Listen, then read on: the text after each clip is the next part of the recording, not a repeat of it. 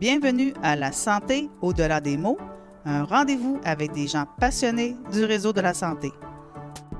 Votre hôte, Jean-Pierre Gagné, lui-même médecin, vous fera partager sa passion pour le domaine et vous fera découvrir une foule d'invités et d'acteurs clés du réseau. Voici votre hôte, le Dr Jean-Pierre Gagné. Bonne écoute!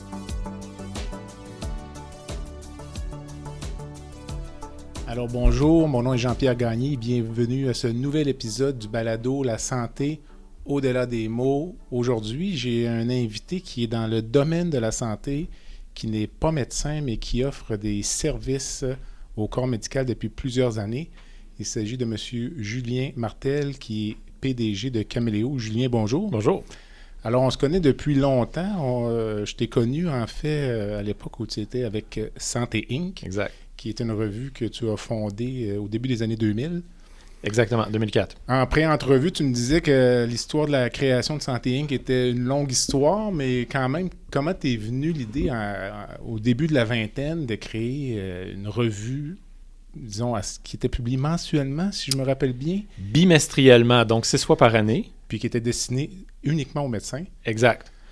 Avant tout, c'était un magazine économique, donc c'était pas un journal médical, là. C'était un magazine pour les médecins, mais qui était un peu lifestyle, économique, gestion financière, des choses comme ça. Je sortais des HEC et c'est une opportunité d'affaires, donc une idée de publier un magazine qui allait parler aux médecins d'autres choses que la médecine, en fait. Et ça l'a amené... énormément de belles choses, des articles qui, à mon avis, ont changé un peu, je ne veux pas dire changer la profession, là, mais la relation que les médecins avaient avec l'argent, les tabous qui entouraient la santé des médecins aussi, la relation qu'il y avait avec la RAMQ, les fédérations médicales, etc. C'était un journal qui a fait des articles qui étaient assez controversés, mais qui étaient toujours faits avec l'intention de défendre le médecin. Donc voilà. Mais ton lectorat, c'était des médecins. 100% médecins du Québec. Donc, on achetait la liste de distribution auprès du Collège des médecins du Québec. Donc, les adresses de correspondance, comme les autres publications médicales qui sont offertes aux médecins. Puis, est-ce qu'il y avait à l'occasion, est-ce que la revue pouvait tomber dans les mains de quelqu'un qui n'est pas dans le corps médical, puis que vous receviez, je sais pas, au niveau de l'éditorial, une critique ou des injures, des menaces? Non, étonnamment, en fait, pas étonnamment, je pense que c'était un contenu qui était très niché, là, donc ça intéressait vraiment principalement, à notre avis, les médecins. On a souvent vu le magazine traîner dans les salles d'attente, là, évidemment, donc il y a des gens qui le recevaient et qui s'y intéressaient pas, donc ils le déposaient là, mais de façon générale, on était vraiment là pour les médecins. Alors, les critiques qu'on avait nous venaient principalement des gens qu'on avait aussi critiqués, si on veut. On avait un côté très revendicateur, si on veut. On était très jeunes, on était très naïfs aussi dans notre approche. On avait 23 ans quand Gabriel et moi, on a fondé ça. Gabriel Boisjoli, qui était mon associé. Qui est encore mon associé aujourd'hui. Donc, on défonçait, c'est la naïveté de jeunesse, si on veut. On défonçait les murs, on écrivait tout ce qu'on entendait avec un peu de rigueur journalistique. Parfois non, parfois beaucoup. Et puis on a quitté le magazine. En fait, on l'a vendu en 2007 à l'Association médicale canadienne. On est resté éditeur, rédacteur en chef jusqu'à 2011. Et c'est une nouvelle équipe qui a pris la place après ça. Malheureusement, le magazine a fermé en décembre cette année. L'année passée, en fait, il y a quelques mois, 2020. C'est un modèle d'affaires qui est plus difficile, ces revues-là qui sont basées essentiellement sur la publicité, non? Oui, exact. 100% des revenus provenaient de la publicité. Donc, il n'y avait aucun abonnement. Tous les médecins le recevaient. Et c'était uniquement de la publicité pharmaceutique. Donc, un milieu qui était extrêmement lucratif dans les années 80, 90, là, les publications médicales, là, c'était des vaches à lait.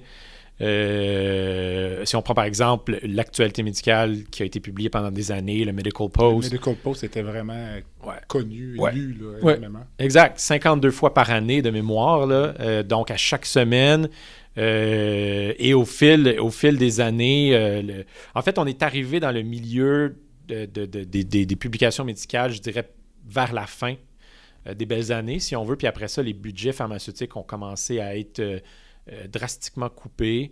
Ça a commencé avec le retrait du Vioxx, qui est en 2004, en fait. Et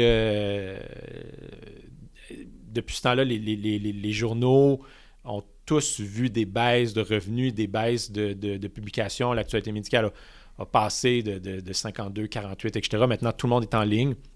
Il reste encore des journaux de qualité qui sont publiés.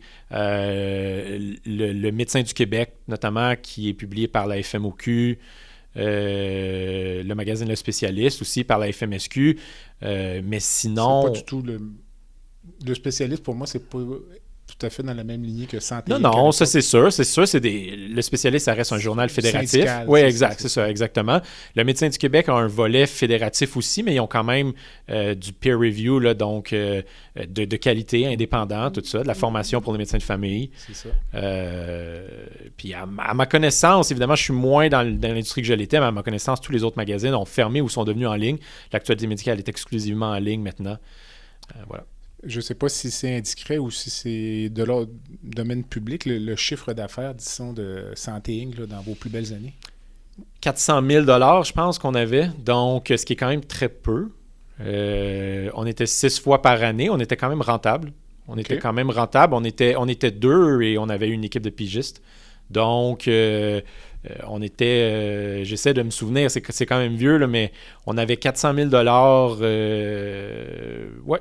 400 000. Ouais. Alors, bref, quand tu quittes Santé Inc. avec Gabriel, tu fondes Caméléo DPC. Exact. Ce qui est une toute autre aventure. Exact. Mais encore dans le domaine médical. Donc, je connais Caméléo parce que pour avoir déjà fait affaire à vos services. Présente-nous donc ce qu'est Caméléo DPC. Ben, DPC, premièrement, c'est pour développement professionnel continu. Donc, on organise, on crée, on gère, on exécute des événements internationaux de formation médicale continue ou formation dentaire continue pour le compte d'associations médicales, de sociétés savantes, d'universités médicales. Puis, c'est quoi votre modèle d'affaires? Essentiellement, là, le financement, Ben, en fait, on a une micro-niche à l'intérieur de l'industrie du tourisme international. Donc, on est une agence de voyage. On a un permis de l'Office de la protection du consommateur et on est aussi des experts au niveau événementiel. Et même au niveau événementiel, on a ce qu'on considère une micro-niche là aussi au niveau événementiel international. Donc, notre expertise, c'est vraiment le fait de déplacer des gens et leur faire vivre des expériences qu'on combine avec la formation médicale continue ou la formation dentaire continue. Et c'est ce mariage-là qui est assez unique en soi. Très, très peu de joueurs à travers le monde, mais une demande assez importante. Donc, les médecins, les dentistes, peut-être même les pharmaciens achètent, si on veut, un forfait de vacances dans lequel il y a des formations, des périodes de formation médicale continue, formation dentaire continue qui sont accréditées. Donc, c'est une façon de concilier le travail, la famille, les obligations professionnelles avec des activités de tourisme. Et là, vous avez une équipe plus grosse. Oui. Vous êtes combien dans le moment? On est 7. On est 7 à temps plein. On a conservé tous nos employés à travers la pandémie grâce aux subventions fédérales, donc aux subventions salariales fédérales. On a quand même perdu 100% de nos revenus parce que 100% de nos revenus provenaient du tourisme international. Donc, depuis le 13 mars 2020, c'est une perte de 100% de revenus. Mais les subventions salariales ont permis de conserver les employés.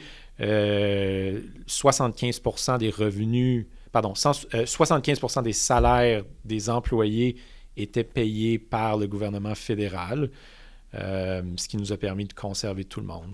En fait, ça m'amène à la question que je voulais te poser un peu plus tard. C'est, avez-vous discuté à l'interne d'un plan d'affaires ou de développer d'autres secteurs d'activité qui pourraient vous permettre de vous prémunir?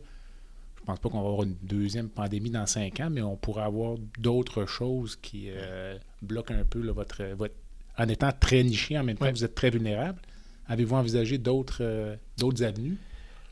Oui, déjà avant la pandémie, on avait commencé un changement, si on veut, en ne faisant pas exclusivement des activités de formation médicale ou dentaire continue. On avait commencé à organiser des grands voyages d'envergure. On appelle ça la collection signature. C'est des voyages qui n'ont pas de formation, mais qui vont attirer une clientèle qui nous connaît déjà, donc qui apprécie le genre d'expérience qu'on offre. Et c'était ouvert à n'importe qui. On a fait une croisière, par exemple, en Antarctique, quelques semaines à peine avant le premier confinement, là, en janvier 2020. On avait privatisé un bateau au complet de la compagnie Pona, qui fait une compagnie de croisière exceptionnelle qui vient de France. Donc, un bateau, 200 passagers. Et sur ce bateau-là, c'était 66%, mais les 2 tiers des gens qui étaient là n'étaient pas des médecins. Donc, c'était vraiment une clientèle qui avait soit entendu parler de nous, le bouche à oreille, les références, tout ça. C'était un voyage où on avait invité des musiciens de l'OSM, on avait invité l'explorateur Bernard Voyer qui a atteint le pôle Sud en autonomie complète. Donc, c'était une façon aussi de faire un clin d'œil à cet exploit-là. Et donc, de réunir tout ce monde-là sur un navire en Antarctique en partant, c'est pas facile, là. C'est l'aéroport le plus au sud de la planète, OK. en fait de l'Amérique. Et puis, c'est sûr que c'est intéressant. On se retrouve tout le monde aux confins de la Terre avec des musiciens qui nous font des shows de la musique sur les ponts, des choses comme ça. C'était quelque chose d'extraordinaire. J'ai le naufrage du Titanic en tête, mais heureusement, c'est pas survenu. Non, c'est pas survenu. On a des clients qui nous ont dit qu'ils avaient peur, qu'ils voulaient pas y aller. Je veux dire, ouais, c'est... Je vous mentirai pas que quand on se retrouve à plusieurs heures de navigation de n'importe quel endroit où est-ce qu'un hélicoptère ou un avion est capable de se présenter, là, c'est sûr que il faut pas trop y penser. D'ailleurs, il y a eu une urgence médicale sur place. Il y a quelqu'un qui a fait une mauvaise chute lorsqu'on était sur... c'est des escales, on était sur la terre ferme, sur le continent antarctique. Il y a quelqu'un qui a fait une mauvaise chute et qui s'est fracturé de mémoire, c'était peut-être le tibia. OK. Il y a des facilités de médecine assez avancées sur le navire, justement parce qu'on est dans des régions plus qu'éloignées. Est-ce qu'il y a un médecin, ouais. Un chirurgien? Non, il y a un médecin. Donc, il y a un médecin à temps plein. Ils ont pris des radiographies sur place qu'ils ont envoyées à des hôpitaux en France. OK. Et ensuite de ça, il y a des radiologistes qui ont donné l'ordre de ramener le bateau sur la terre ferme pour évacuer cette personne-là. Cependant, nous, on avait 2 orthopédistes du Québec qui étaient sur place, puis qui ont dit un instant, on va aller voir. Okay. Et il y a une orthopédiste extraordinaire qui a replacé la jambe, qui a immobilisé, stabilisé la jambe de la patiente. Okay. Et ensuite de ça, on était vers la fin de la croisière. Il restait 2-3 jours à la croisière. Donc, la personne a pu... évidemment, elle, sa croisière était terminée, là, mais sa jambe n'était pas en danger. Okay. Elle devait quand même être opérée, mais pas d'urgence. La sédation, à ce moment-là, sur le bateau, c'est des martinis ou... ça a juste fait très mal? Elle avait un bon cocktail de médicaments, cette personne-là. Okay. C'est quoi encore là, si c'est quelque chose du domaine privé, mais le chiffre d'affaires de Caméléo DPC, là, peut-être pas la dernière année, évidemment, mais dans votre meilleure année ou... Pré-pandémie, on avait 10 millions de chiffre d'affaires. OK. Là, on est à 0. Okay. Sauf qu'on sait que ça va revenir. On a espoir. Évidemment, les pronostics pour l'industrie du tourisme international sont pas très belles, sauf qu'on sait qu'un jour ou l'autre, on va retrouver ce chiffre d'affaires-là et évidemment, on souhaite continuer la croissance. De ce montant-là, avant la COVID, les 2 tiers provenaient de revenus qui étaient soit des non-médecins du Québec ou bien de non-formation médicale. Donc, on parle justement de comme par exemple croisière en Antarctique, où est-ce qu'il n'y avait pas de formation. On avait beaucoup de contrats qui émanaient de Boston, de l'université Harvard, des gens qui avaient entendu parler de nous et qui voulaient qu'on organise des congrès pour eux, pour leur spécialité. Ça, c'était très, très, très prometteur. On recommence à travailler avec eux. Donc, les médecins américains s'intéressaient de plus en plus à ce qu'on faisait. Donc, c'est ça. C'était environ 10 millions de dollars qu'on avait. Il faut faire attention, évidemment, quand on va un voyage à 5, 10, 15, 20 000 dollars, ça monte vite. Donc, voilà. Et ce que j'allais te demander, c'est quand tu dis que vous développez avec Harvard, est-ce que c'est plus facile? On va en parler un peu tout à l'heure, mais au Québec, il y a certains enjeux avec le tourisme médical. Oui. On va en parler un peu au niveau de l'accréditation. Oui. On va expliquer c'est quoi l'accréditation, puis au niveau de la fiscalité. Est-ce que c'est plus facile aux États-Unis ou c'est à peu près similaire? C'est exactement les mêmes règles. Donc, c'est aussi sévère en termes de règles d'accréditation. Premièrement, toutes les activités de formation qu'on offre n'ont aucun commanditaire pharmautique. Donc, c'est sûr que ça aide au niveau de l'indépendance parce que le processus d'accréditation vise avant tout à protéger l'auditoire, si on veut, vise à protéger les billets, donc l'absence de billets commerciaux. C'est ça qu'on cherche à faire. Donc, en n'ayant pas de commanditaire pharmaceutique tout de suite en partant, dans aucun des événements, et c'est une condition qu'on met aussi pour tous les événements qu'on organise avec des associations médicales, des sociétés savantes, etc., on leur demande de ne pas solliciter de commanditaire. On n'est pas contre l'idée, mais ça l'amène du contenu qui est 100% indépendant. Ça amène du contenu qui est là pour sa pertinence scientifique. Et ça, je pense que les médecins qui participent à ces événements-là, les dentistes aussi apprécient ça. Donc, bref, les règles d'accréditation aux États-Unis, au Québec, au Canada, en Europe, ce sont les mêmes. C'est similaire. Le Québec est l'endroit où est-ce que les règles d'accréditation sont parmi les plus sévères et on les suit. Les sociétés savantes avec lesquelles on fait affaire, les associations médicales aussi, les suivent évidemment. Il y a une reconnaissance automatique pour les crédits entre l'Europe, les États-Unis, le Canada, le Québec et même la Nouvelle-Zélande, l'Australie, quelques pays africains aussi. Donc, lorsqu'il y a une accréditation qui est offerte aux États-Unis ou qui est donnée en fait aux États-Unis, au Canada, tout ça, tous les médecins des pays, de ces pays-là, peuvent obtenir les crédits ou la reconnaissance des crédits dans leur propre pays. Alors, je dirais qu'il y a un peu moins de politique aux États-Unis. Il n'y en a pas du tout. Même qu'aux États-Unis, l'accréditation, c'est pas la même chose qu'ici. Au Québec, au Canada, ce sont que les universités médicales qui peuvent donner l'accréditation. Il y a quelques associations qui peuvent le faire aussi, notamment les fédérations médicales, le Collège des médecins de famille du Canada, le Collège royal, des choses comme ça. Aux États-Unis, on peut, n'importe quel regroupement de médecins, n'importe quelle société savante peut demander à l'American Medical Association le droit de devenir un agent accréditeur. C'est un processus qui est très sévère, qui s'échelonne sur 18 mois, des entrevues, des enquêtes, des choses comme ça.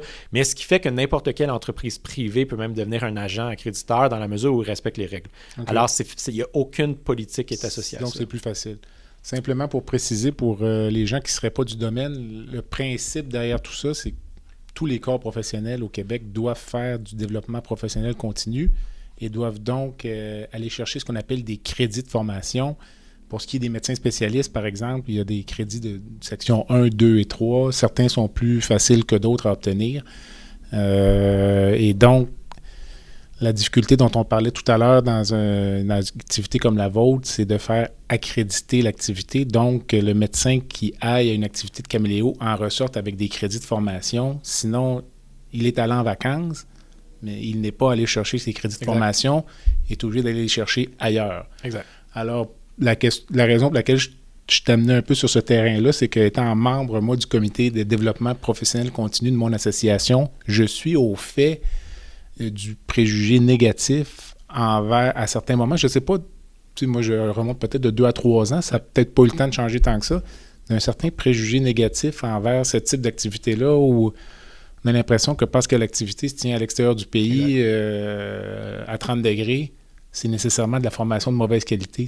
C'est l'impression que j'ai un peu, moi, parce qu'on a de la difficulté à certains moments à faire accréditer nos activités parce qu'elles sont sous le chapeau de Caméléo, alors que la même activité qui se tient à Québec, ça passe comme dans le beurre. Est-ce que c'est une impression que tu as, ce préjugé négatif là, par rapport à ça, ou c'est moi qui suis paranoïaque? Non, je pense pas que tu es paranoïaque du tout. Ceci dit, c'est pas du tout une opinion qui est répandue. Ça serait se mettre la tête dans le sable de penser qu'il y a des gens qui sont contre ça. Il y a plusieurs écoles de pensée. On a souvent parlé au fil des mois, au fil des années, à des gens qui sont dans les différents collèges de médecins, les fédérations, etc. Et à l'intérieur de ces organismes-là, il y a des gens qui étaient totalement en faveur, totalement pour, d'autres totalement contre. La réalité, la vérité, c'est que toutes ces opinions-là ne devraient pas avoir lieu. Si une formation est donnée dans le sous-sol d'une église ou dans une salle... Là, dans le sous-sol d'une église, on soulève un paquet d'autres problèmes. Fait que oui, prends un autre exemple. Okay, bon, un autre exemple. Si on donne une formation dans la salle de conférence du Hilton à Québec ou bien dans une salle de conférence d'un hôtel dans le sud, la réalité, c'est que c'est le même conférencier, c'est la même qualité scientifique et ça doit répondre à des besoins de l'auditoire en termes de formation. C'est bon. Ce qu'on offre, c'est la possibilité de le combiner, de marier, si on veut, la fameuse conciliation de travail-famille. C'est une réalité qui est réelle. Une réalité qui est réelle, c'est bien dit. C'est qu'on doit prendre en compte, dont on doit tenir compte. On doit tenir compte de ça. Puis, ce qu'on nous a souvent reproché au fil des années, en fait, c'était de dire... c'était de déguiser, si on veut, les activités de formation en vacances. Et moi, j'ai toujours tenu le discours contraire.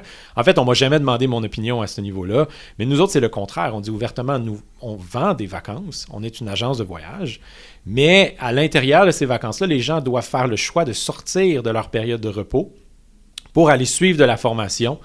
Donc, c'est un concept qui plaît à énormément de personnes, mais c'est pas pour tout le monde. Il y a des gens qui veulent décrocher complètement lorsqu'ils sont en vacances.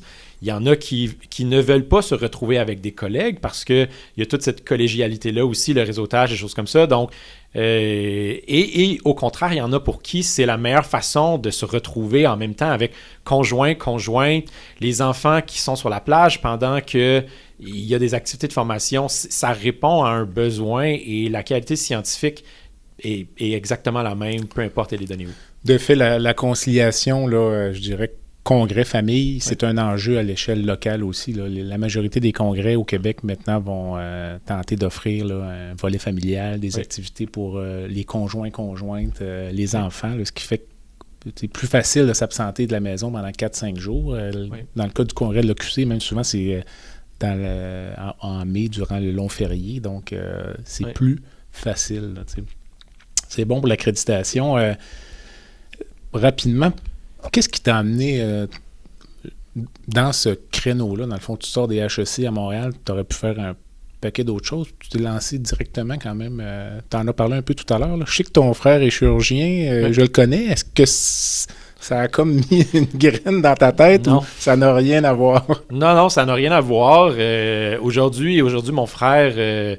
est un grand fan de qu'est-ce qu'on fait et tout ça, et il me supporte, mais au début, à 23 ans, c'est sûr qu'il y a toujours la compétition là, entre deux frères. Donc, quand j'avais lancé le magazine,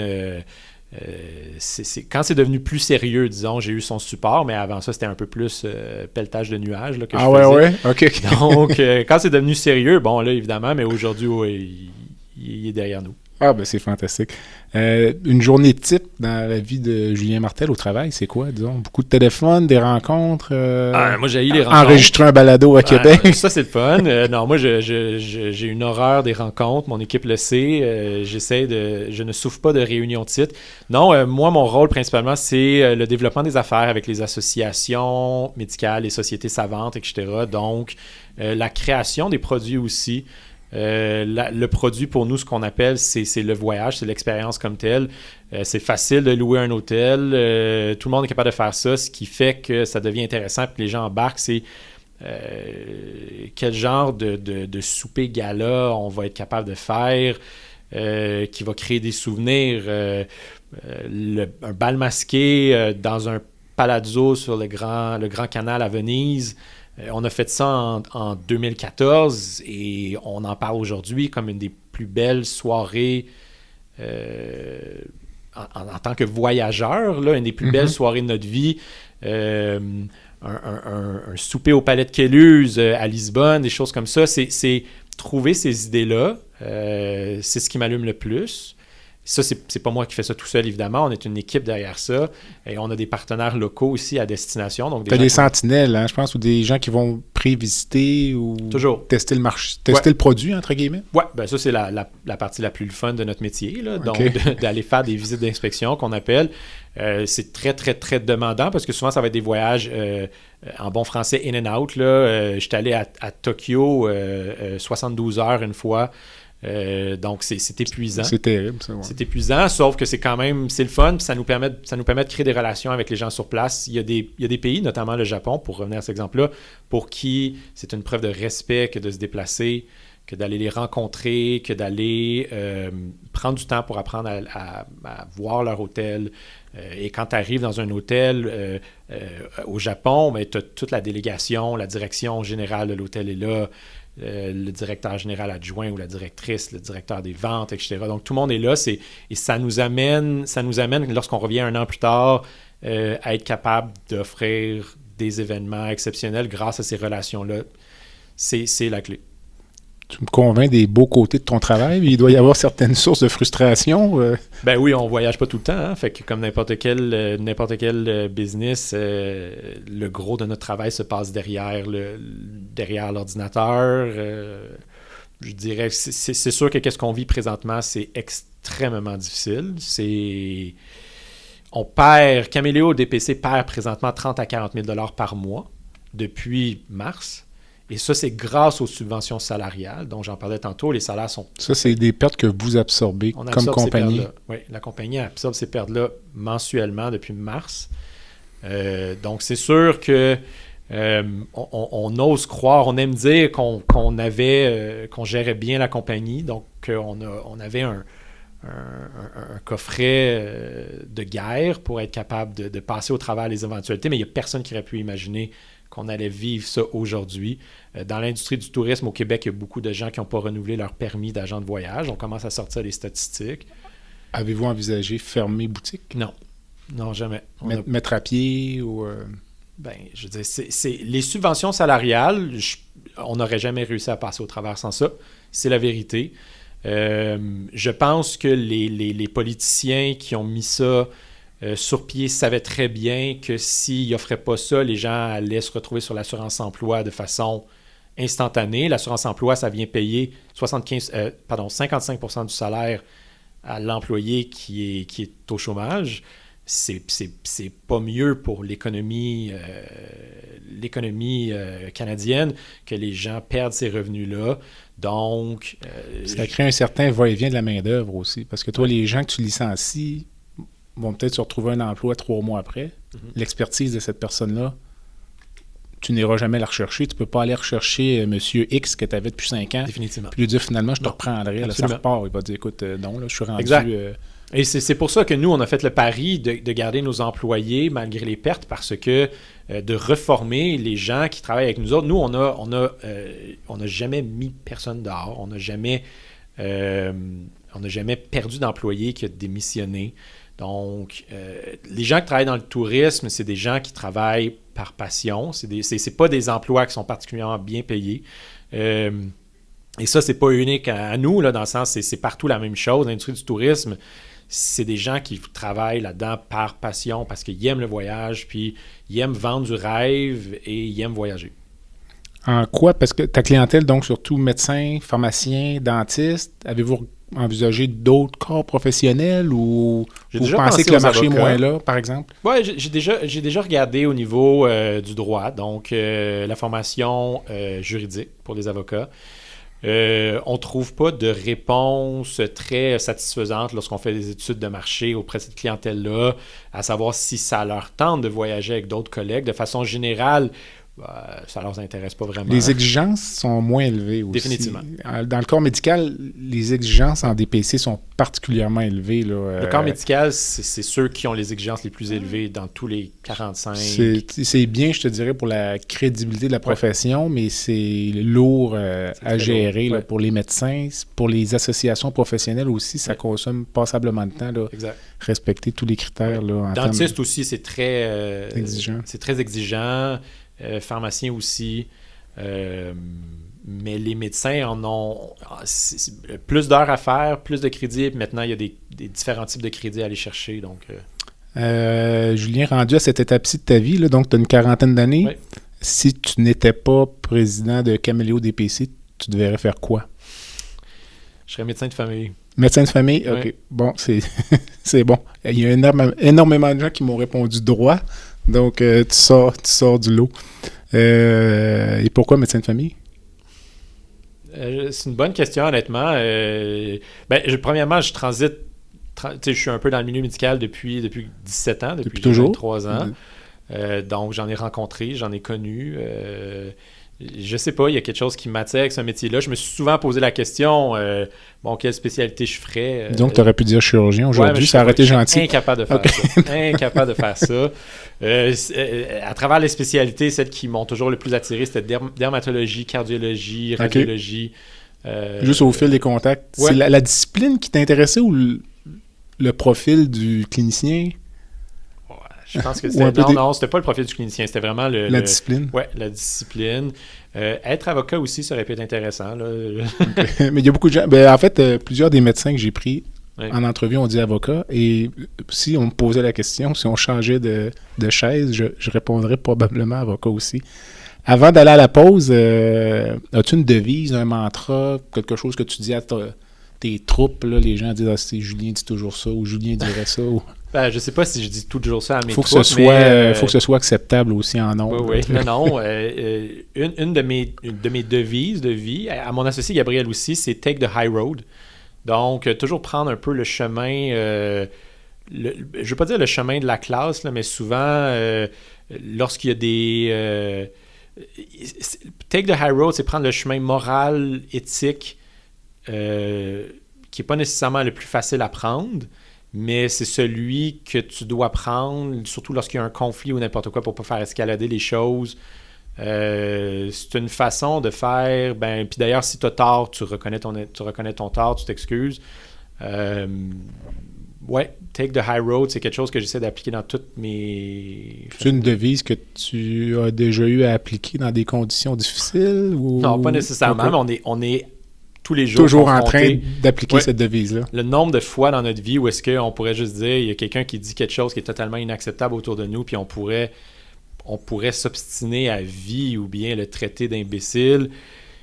Take the high road, c'est juste choisir un autre chemin que celui-là parce que ça ne donne rien.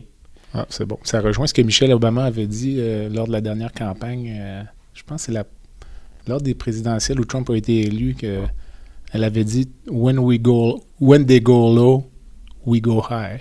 Donc, c'est sensiblement la même chose. C'est bon. Écoute, on prend une petite pause, puis on revient. On va visiter nos commanditaires. On revient dans quelques instants. Merci, Julien. Merci. Le podcast La santé au-delà des mots est une présentation du groupe conseil Beauchamp, Beaulieu, Dessureau, Toupin de la financière Banque nationale Gestion de patrimoine. Comme nous croyons que la santé financière fait partie de la santé globale, nous sommes heureux de nous joindre au Dr Jean-Pierre Gagné pour vous souhaiter une bonne saison de La santé au-delà des mots. Tu veux lancer ton propre podcast, mais tu ne sais pas comment t'y prendre? Pas de problème. Mouton Marketing peut t'accompagner de la conception au lancement. Envoie ton idée de podcast à bonjour@gomouton.com. bonjour@gomouton.com. L'univers du podcast t'attend. Alors, nous sommes de retour après cette courte pause avec Julien Martel, président de Caméléo DPC. Julien, on commence légèrement en début de deuxième section. Si je te demandais de me dire le plus beau souvenir de ta carrière qui a maintenant 17 à 18 ans là, de durée. Tantôt, je pense j'en ai parlé un petit peu. Pour moi, le plus beau voyage de ma vie, c'est le voyage en Antarctique. C'est réellement un voyage d'exception. de se retrouver sur un bateau avec 100% de Québécois. C'était une ambiance qui était absolument unique. On avait un capitaine qui était exceptionnel, qui était attentif. Il nous laissait venir sur la passerelle pour voir la navigation, etc. Un soir, il est allé accoster dans une baie après un passage très, très, très étroit où est-ce qu'on voyait des baleines depuis notre balcon. On a dormi là et le capitaine nous a dit que c'était rare qu'il soit capable, à cause des météos, des conditions météorologiques, de se rendre là. On a accosté là et c'est l'été austral là-bas, donc il fait clair 22 heures sur 24. Sur 24. On avait dansé jusqu'à 2 heures du matin. C'est une soirée que je me souvenais toute ma vie. C'est quoi la température, juste pour nous situer un peu? Là, Moi, je suis allé du 5 au 15 janvier 2020. C'était de 5 à 10 degrés, peut-être. OK. Donc, Ponant nous fournit des gros manteaux, de l'équipement, des bottes, tout ça, quand on sort. Des fois, pendant le jour, on enlevait nos manteaux parce qu'on avait chaud. Il faisait chaud, OK. Des fois, il faisait plus froid aussi. Puis on vire le compas parce que tu es sur un bateau. On vire le compas de 180 degrés. Puis une situation difficile dans ta carrière dont tu te souviens, la façon dont on a surmonté cette épreuve-là, puis les leçons que tu en as tirées. Je pense que c'est impossible de répondre à cette question-là sans parler de ce qu'on vit présentement. La pandémie pour le tourisme international, c'est vraiment catastrophique. J'ai jamais vécu quelque chose qui se rapproche de ça. Je ne crois pas en revivre. Je ne le souhaite pas, évidemment. J'ai énormément d'amis dans l'industrie. J'ai vu des dizaines de personnes avec qui je collaborais depuis des années au Québec, au Canada, aux États-Unis, dans le monde, en Asie, en Europe, perdre leur emploi. Des gens que je ne reverrai plus dans nos propres congrès. Donc, moi aussi, je fais de la formation. À chaque année, je vais à Las Vegas dans un congrès où est-ce qu'il y a au-dessus de 3000 directeurs généraux d'hôtels qui viennent. C'est des rencontres, des choses comme ça. Tous ces gens-là qui deviennent des amis au fil des années. C'est une catastrophe sanitaire, évidemment. C'est une catastrophe médicale, une catastrophe humaine, tout ça. Si je regarde mon nombril dans l'industrie du tourisme, on n'est toujours pas sorti du bois, mais on est quand même... on pense quand même qu'à partir de cet automne et 2022, on commence à voir une reprise. On le souhaite, évidemment. Présentement, les gens sont très, très hâte de voyager, mais on n'est pas sorti du bois encore. C'est une question un peu délicate parce qu'on ne souhaite pas que tu en viennes là, mais tu me disais 40 000 $ de pertes par mois. J'imagine que vous savez combien de temps vous pourriez durer comme ça. Oui. Là, on a pris des prêts. Il nous reste un peu d'argent qui provient des économies des années passées. Alors, le gouvernement du Québec a mis sur pied ce qu'on appelle le pacte, qui est géré par Investissement Québec, qui est des prêts spécifiques à certaines industries, incluant le tourisme, les agences de voyage, etc. Et qui vient justement permettre,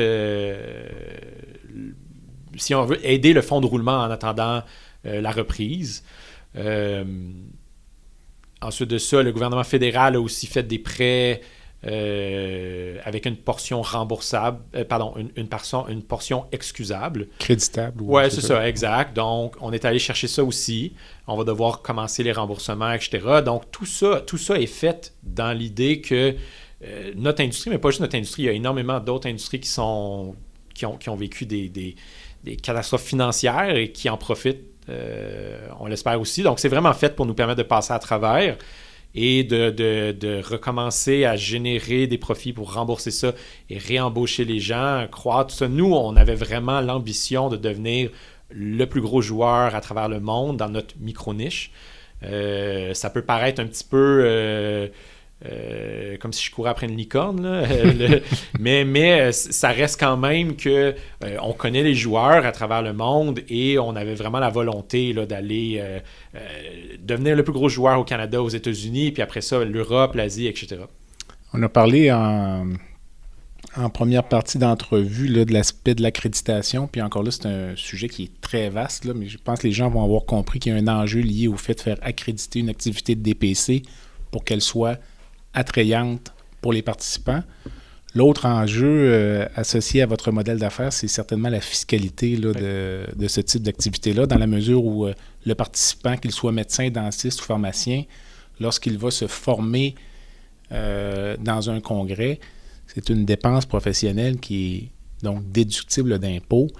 Puis ça, il y a certains enjeux liés à ça, encore une fois, au niveau de l'image publique. Il y a déjà eu à l'occasion même ça peut sortir ou c'est déjà sorti dans les médias. Là, on peut imaginer le grand titre, là, les médecins voyagent ou des vacances déductibles d'impôt. Ça pourrait être le genre de grand titre qui a déjà été à la une. Comment tu perçois ça? Puis qu'est-ce que tu réponds à ces critiques-là? Premièrement, je pense que je pense que les médias font leur travail. Personnellement, je leur en veux pas. Cependant, il y a énormément de mythes qui circulent autour de ça. Ce que j'aimerais, c'est souvent avoir la chance que j'ai, par exemple, comme aujourd'hui, de rétablir certains faits. Je pense que si les gens connaissaient les lois fiscales, par exemple, les choses comme ça, on n'en parlerait tout simplement pas. La première des choses, c'est une tendance mondiale qui s'appelle le bleisure, là, c'est-à-dire combiner le business et le leisure. C'est une tendance mondiale depuis 10-20 ans au moins. Les cadres d'entreprise qui sont appelés à aller faire des rencontres à travers le monde, des meetings de vente, des choses comme ça, de combiner ce déplacement professionnel-là et avec des vacances, c'est une tendance qui s'est beaucoup accentuée au fil des dernières années. Le meilleur exemple, pour revenir par exemple à quelqu'un qui a un rendez-vous à Tokyo, c'est un vol de 12 heures, sans oublier le décalage horaire, etc. Il va souvent se dire, je vais en profiter pour aller passer quelques jours de vacances là-bas. Mon billet d'avion est payé par mon employeur. J'ai 2-3 nuitées d'hôtel qui sont payées pour des raisons professionnelles pendant que j'ai des rencontres. Je vais en profiter pour prendre des vacances. Mon conjoint, ma conjointe peuvent m'accompagner. Donc, c'est un avantage économique important pour le voyageur. C'est exactement le même concept pour un professionnel qui doit assister à une activité de formation qui soit donnée dans une région touristique. Maintenant, le premier mythe, si on veut, qu'il y a, c'est qu'un médecin, un dentiste, par exemple, qui va aller dans une activité de formation qui pourrait être donnée dans sa région géographique habituelle, en l'occurrence le Québec ou le Canada, si ici l'auditoire est du Québec, si la même activité de formation pouvait avoir lieu sur son territoire, mais qu'elle a lieu dans une région touristique, il n'a pas le droit de déduire de ses impôts plus que ça lui aurait coûté si la même activité avait eu lieu dans la région géographique habituelle. Alors, dans les faits, l'avantage fiscal pour le médecin ou pour le dentiste est nul et le coût pour la société aussi est nul. Alors, c'est beaucoup plus un débat idéologique, c'est beaucoup plus un débat, on le sait, au Québec, ça fait vendre des journaux de casser du sucre sur le dos des médecins. Je ne sais pas si c'est la bonne expression. C'est très bon. OK. Et bon, je veux dire, j'ai déjà été à la tête d'un magazine. Je sais qu'on cherche souvent à plaire à notre lectorat, à notre auditoire. Fait que je ne suis pas blanc comme neige. Ou attirer l'attention. Attirer l'attention, exactement. Mais la vérité est que il y a beaucoup, beaucoup de nuances. Donc, ça, c'est le premier scénario. Si une activité de formation est organisée, peu importe par quel organisme, ça peut avoir lieu au Québec, mais qu'elle a lieu au Mexique ou en France, à Paris. Mais ce serait quoi le scénario, là? Faudrait que toi, tu offres les deux formations en même temps ou... mettons, quand tu dis qu'elle pourrait avoir lieu au Québec, mais qu'elle a lieu au Mexique, dans le fond, ton offre de service est unique. Si par exemple, l'ensemble des conférenciers sont des médecins québécois qui vont former des Québécois à l'extérieur du Québec, je pense que c'est raisonnable, là, quand on prend l'interprétation de la loi fiscale, de dire que ça, c'est un événement qui aurait pu être donné au Québec. Donc, à ce moment-là, le médecin ou tout autre professionnel de la santé aurait le droit à une déduction fiscale identique à celle à laquelle il aurait eu droit au Québec. Exactement. Donc, si on prend un médecin qui habite à Montréal, puis il s'en va dans un congrès à la Ville de Québec ou à Sherbrooke, peu importe, Charlevoix, Toronto, Vancouver, bien, ce sont les mêmes frais. Donc, les frais de déplacement, les frais d'hôtel, les frais d'inscription scientifique. Cela étant dit, il y a un autre préjugé aussi où on a souvent l'impression que voyager au Québec, ça coûte pas très cher, mais organise une petite fin de semaine de formation au Manoir Richelieu, ça peut coûter aussi cher que prendre l'avion pour aller à Miami. Ça coûte cher, en effet. Aller à Miami, avant la COVID, il y avait énormément de vols directs par jour, ça ne coûtait plus rien. Aujourd'hui, les billets d'avion ont augmenté barre en barre pour toutes les destinations. Mais tu sais, l'autre chose aussi, c'était le scénario 1, où est-ce que des médecins québécois se font former par des médecins québécois à l'extérieur du Québec, mais il y a aussi tout le concept des congrès internationaux où c'est plusieurs conférenciers, plusieurs professeurs qui viennent de différentes régions et qui se réunissent ou qui sont invités, si on veut, par l'organisation médicale qui chapeaute l'événement. Et c'est souvent dans des régions qui sont attirantes, dans le but, qui sont exotiques, qui sont le fun, qui sont chaudes, peu importe, dans le but d'attirer... Chaudes ou froides. En effet, tout à fait. Mais intéressante. Intéressante. Donc, et ça, les règles fiscales sont évidemment un peu plus... sont pas nécessairement plus souples, elles sont quand même bien définies sur qu'est-ce que le médecin a le droit ou le dentiste a le droit de déduire. Toujours la même chose, des frais d'inscription scientifique, des nuitées d'hôtel de façon raisonnable, des frais de déplacement raisonnables. Et justement, il y a toujours le concept de raisonnabilité aussi. Donc, c'est...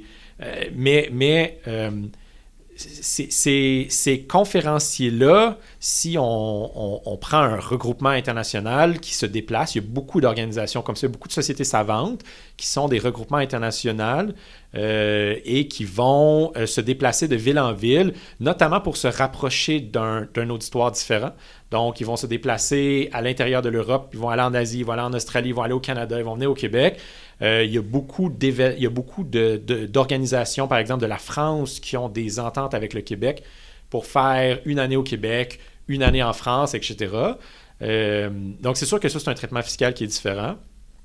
Et un exemple qui me vient en tête, en 2019, on a organisé un congrès pour le service d'urologie de l'Université Harvard à Bora Bora, donc en Polynésie française, qui, dès qu'on parle de ça, ça évoque le rêve. Ouais. C'est une destination de rêve, c'est une destination exclusive, c'est une destination qui est peu accessible, notamment du fait qu'il y a un seul vol direct, probablement à partir de Los Angeles, par jour. En 2019, on était rendu à 2-3, mais pendant des années, c'était même difficile de s'y rendre.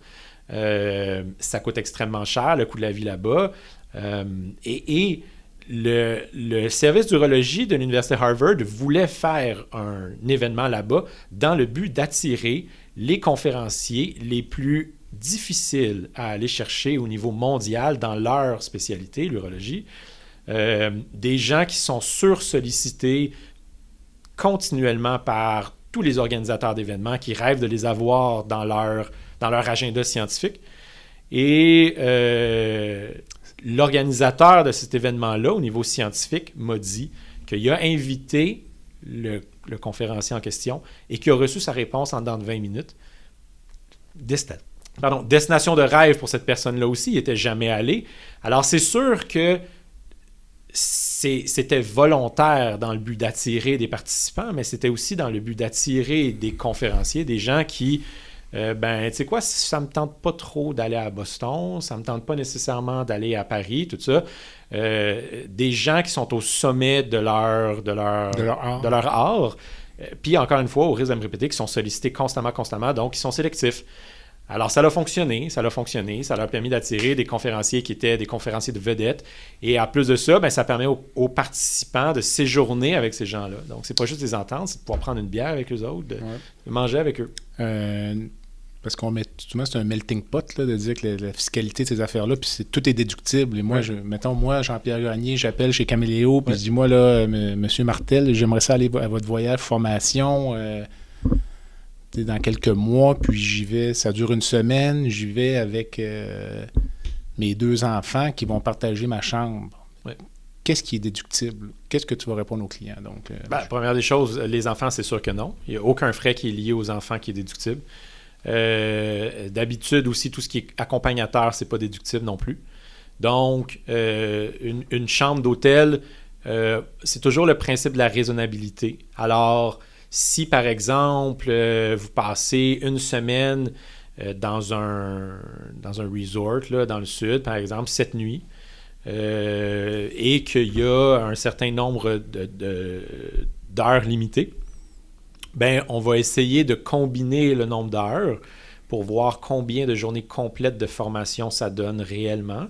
Si, par exemple, les périodes de formation sont éparpillées un petit peu dans la semaine, et on va calculer le nombre de nuitées qui peuvent être déductibles dans la mesure où c'est raisonnable. Puis encore une fois, le concept de la raisonnabilité, ça veut pas dire que tu peux pas prendre la suite présidentielle vue mer à 4 000 $ par nuit. C'est pas plus raisonnable parce qu'il y a un déplacement, parce qu'il y a une obligation professionnelle. C'est pas vrai.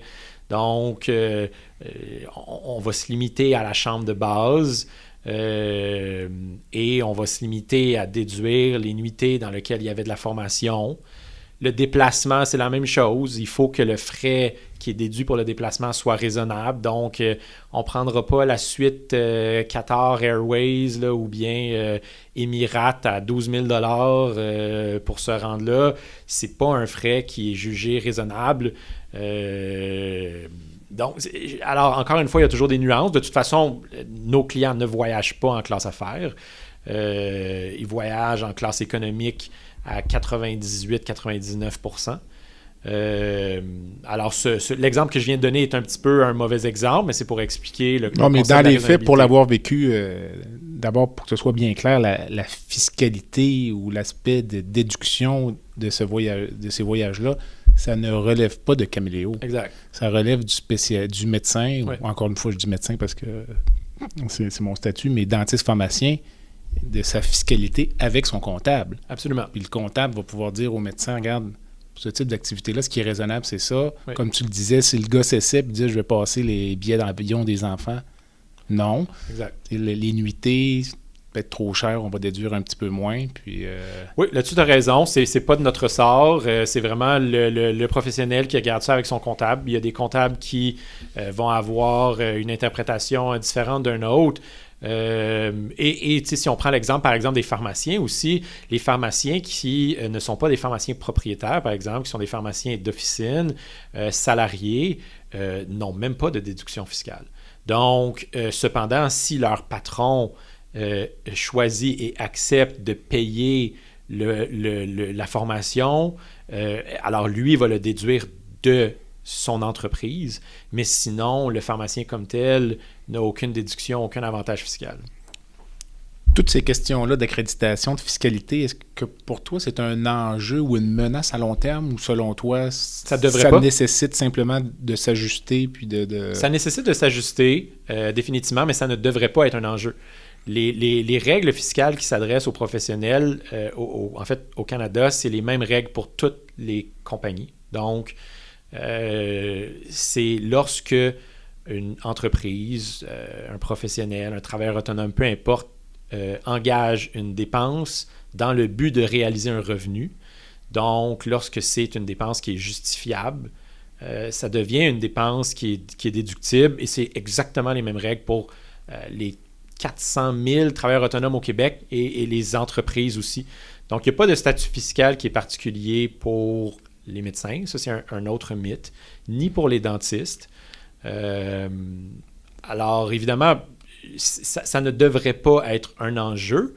Et même que nous, on avait réalisé des sondages au fil des années auprès de notre clientèle pour leur demander s'ils étaient intéressés à faire des voyages dans notre compagnie où il n'y aurait pas de formation. Et c'était en majorité écrasante, oui.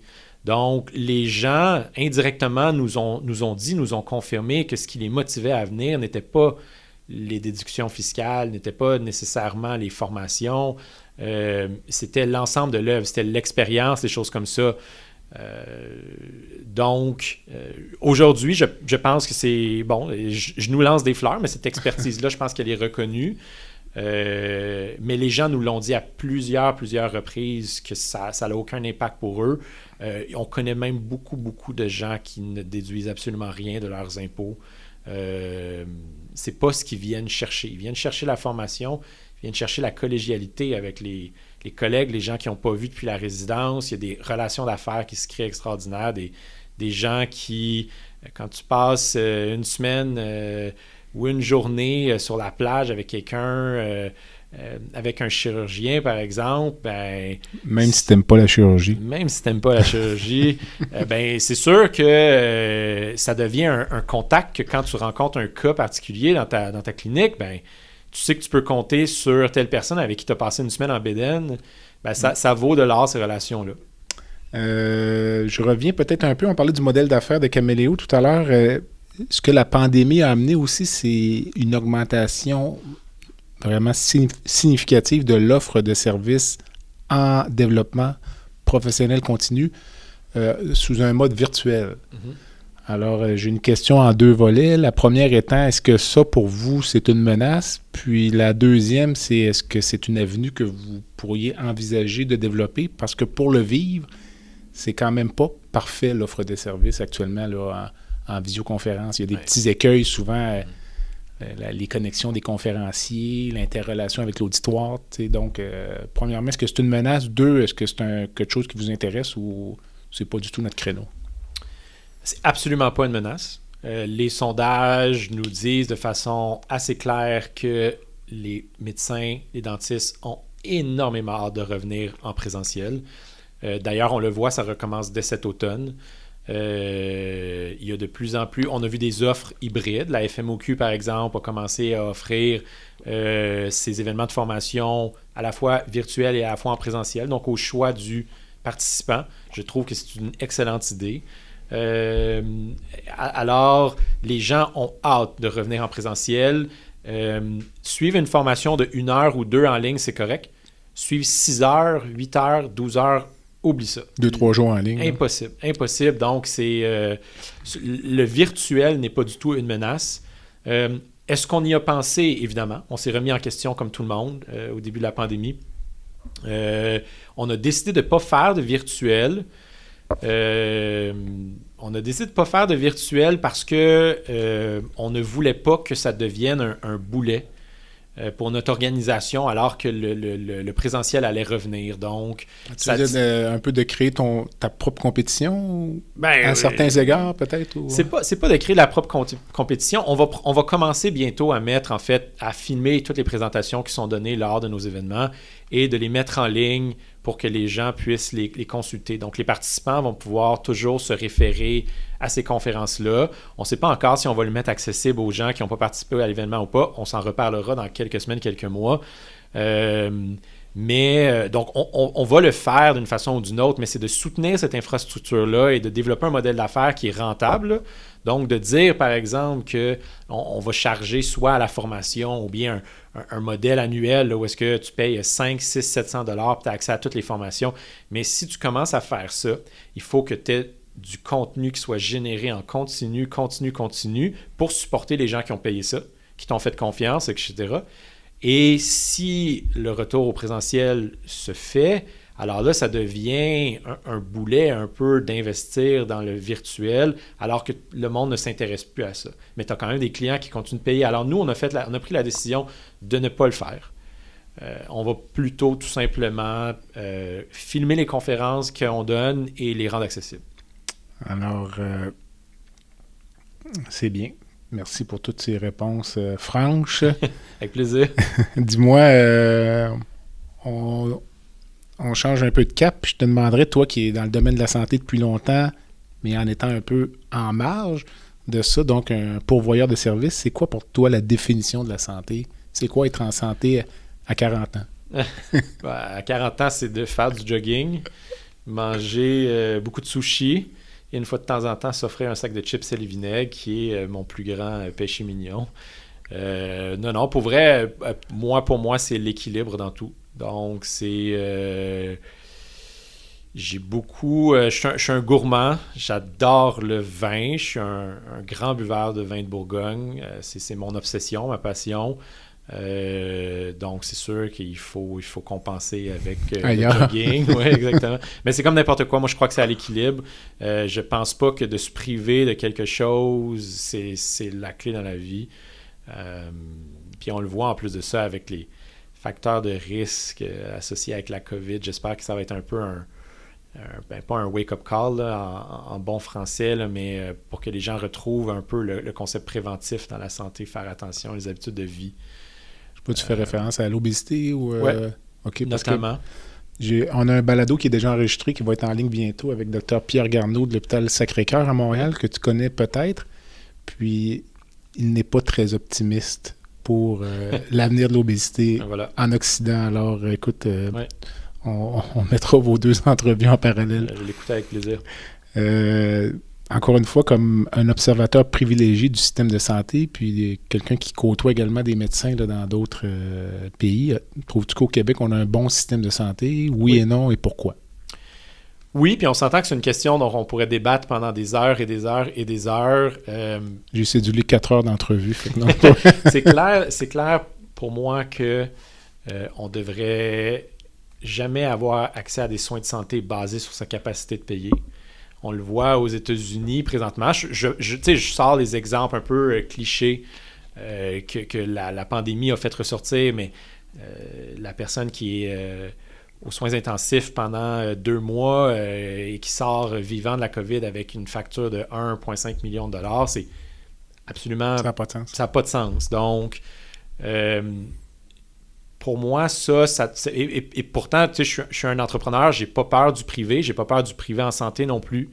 Je pense que des médecins qui seraient rémunérés par la RAMQ, donc que le patient ne paye pas, mais qui ont leur modèle privé, si on veut, donc rémunéré par le gouvernement, je suis convaincu qu'on arriverait à une meilleure gestion.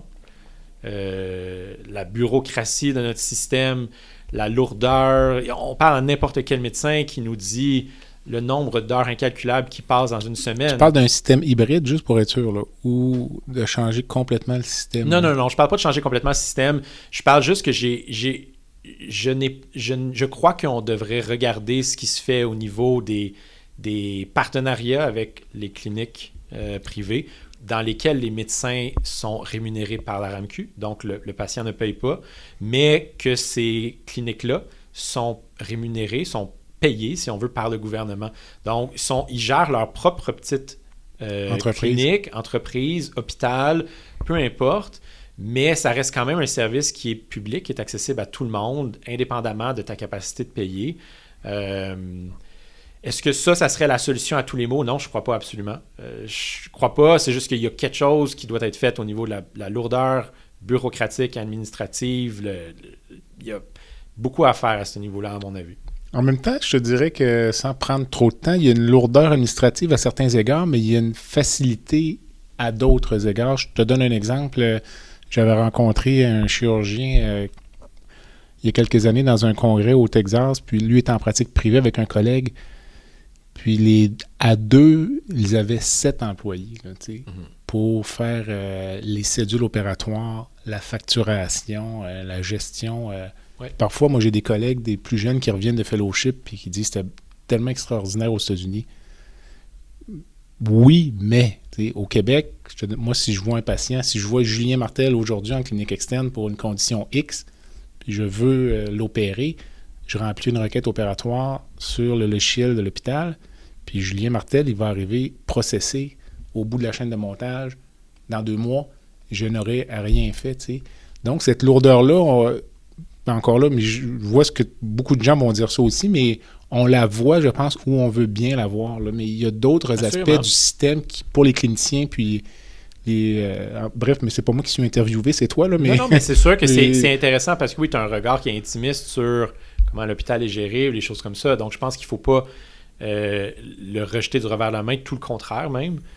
Je crois vraiment à... Je crois qu'on a un bon système. On voit un peu les ratés actuellement. Pas qu'on voit les ratés, c'est pas le bon mot.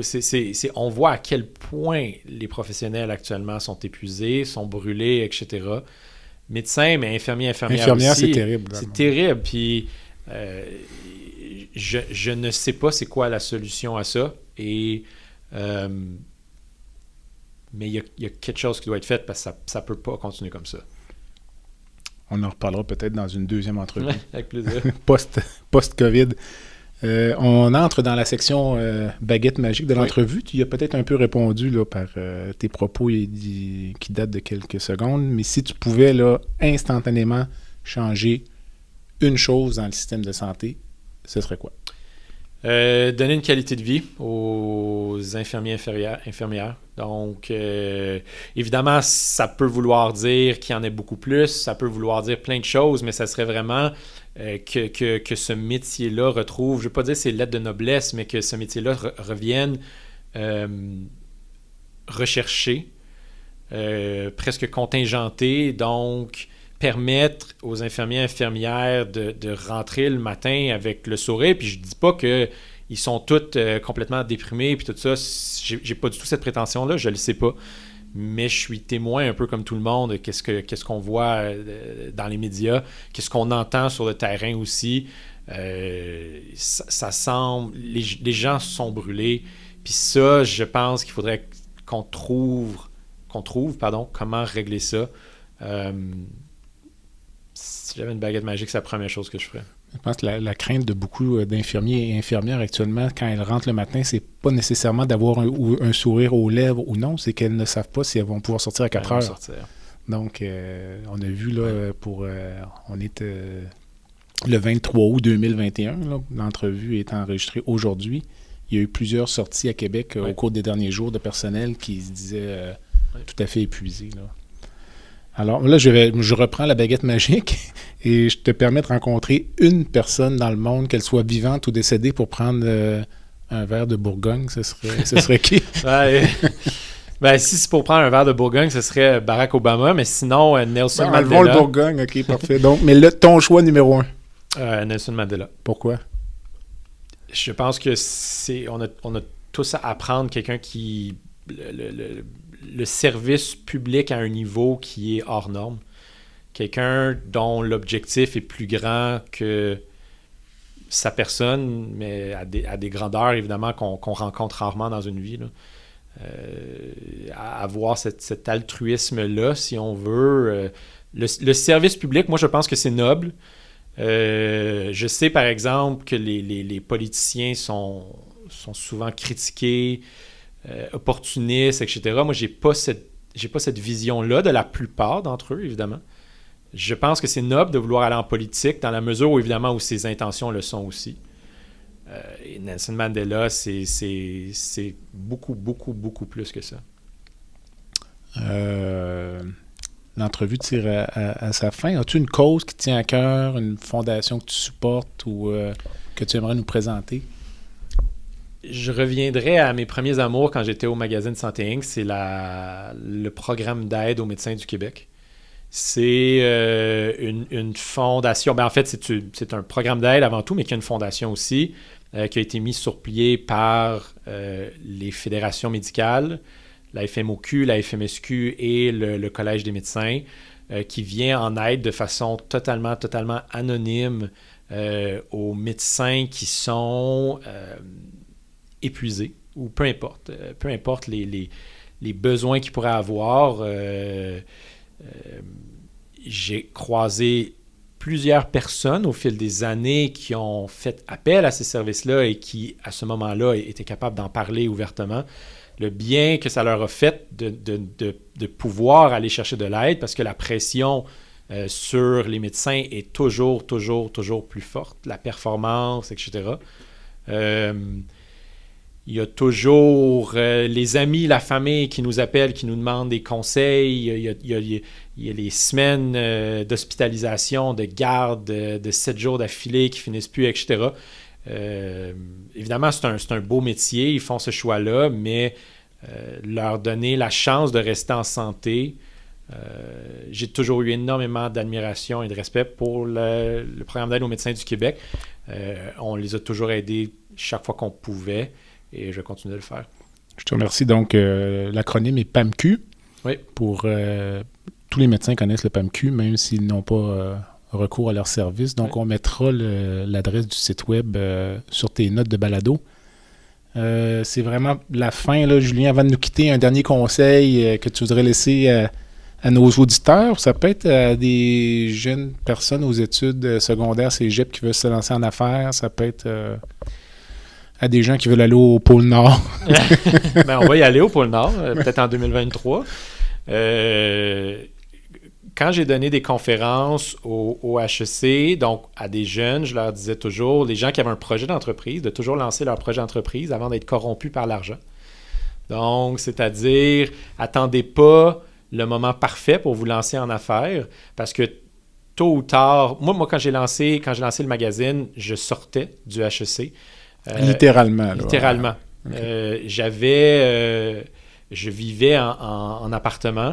J'avais un petit loyer, j'avais pas d'auto. Bref, j'avais pas un train de vie parce que j'avais un train de vie d'étudiant. Et c'est le meilleur moment pour prendre un risque parce que je n'étais pas corrompu par l'argent. Parce que le jour où est-ce que tu commences à faire ton premier salaire, tu commences à aller au restaurant plus. Tu vas commencer à prendre des meilleurs plats, des vins qui coûtent plus cher. Tu vas t'acheter une voiture, puis là, ça commence à coûter cher. Puis là, tu veux t'acheter un condo, tu veux t'acheter une maison, tu veux fonder une famille. Et un jour, la relation qu'on entretient avec le risque fait que tu ne peux plus te lancer en affaires ou tu ne veux plus te lancer en affaires parce que, écoute, tu as une hypothèque à payer, tu as des enfants.